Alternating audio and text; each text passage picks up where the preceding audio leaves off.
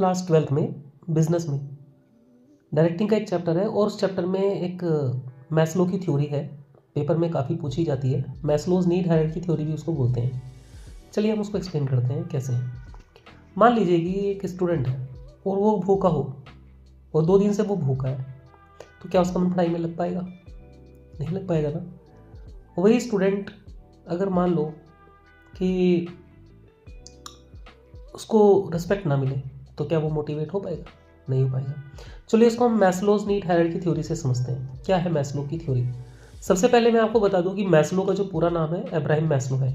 Abraham Maslow वो थे जिन्होंने 5 नीड्स प्रोपोनेट की थी। उन्होंने कहा था कि किसी भी इंसान की 5 ज़रूरतें हो सकती हैं, 5 नीड्स हो सकती हैं, जिसमें जो सबसे पहली नीड थी ना, वो थी फिजियोलॉजिकल नीड्स, जिसको हम ना साइकोलॉजिकल नीड्स भी कहते हैं।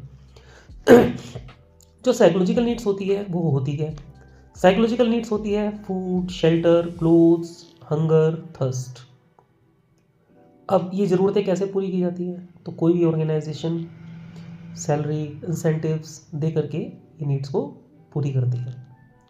अब हमें लिखना पड़ेगा एग्जाम के अंदर, तो हम इसको कैसे लिखेंगे? फिजियोलॉजिकल या psychological needs are relates to food, shelter, clothes, hunger, thirst, and organization satisfy these needs of the employees by providing the salaries, incentives, etc. Second needs आती है safety and security needs are relates to protection from dangerous accidents, fire, retirements. And अभी organization कैसे पूरी करती है needs? Organization fulfill these needs by providing job security, like retirement benefits, pensions, insurance. इस तरीके से ऑर्गेनाइजेशन ये नीड्स किसी भी एम्प्लॉयज़ की पूरी करती है।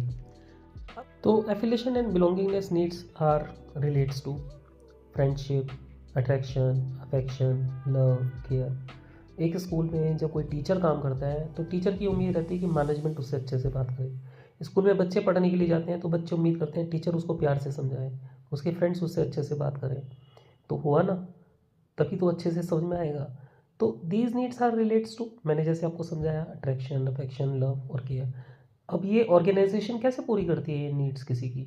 तो organisation fulfil these needs of the employees by giving the informal touch, some games, parties, etcetera. उसके बाद हमारी आती है फोर्थ नीड, जो कि हमारी होती है किससे related? Steam needs. Steam needs मतलब हमें रोटी कपड़ा मकान मिल गया, फिजियोलॉजिकल पूरी हो गई। हमें सेफ्टी सिक्योरिटी मिल गई, जॉब सिक्योरिटी मिल गई। हमें एफिलिएशन हमारी पूरी हो गई, अट्रैक्शन, अफेक्शन, लव, केयर मिल गया। जब ये सब चीज़ें मिल जाती हैं उसके बाद किसी इंसान को चाहिए था कि मुझे कुछ बनना है, मेरी आइडेंटिफिकेशन, एक पहचान, एक मेरा स्टेटस हो। तो यही हमारी चौथी नीड्स है जिसको हम बोलते हैं esteem needs. So esteem needs are relates to, किससे रिलेटेड हो गए? आइडेंटिफिकेशन, जॉब टाइटल्स, प्रमोशन, है ना, इन सब चीज़ों से रिलेटेड होती है। और ये कोई भी ऑर्गेनाइजेशन होती है नीड्स को कैसे सेटिस्फाई करती है एम्प्लॉयज़ की?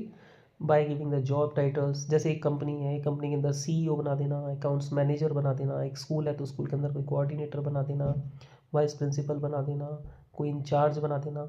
तो एक ये स्टेटस दे करके, एक उसको एक जॉब टाइटल दे करके उसको सेटिस्फाई किया जाता है।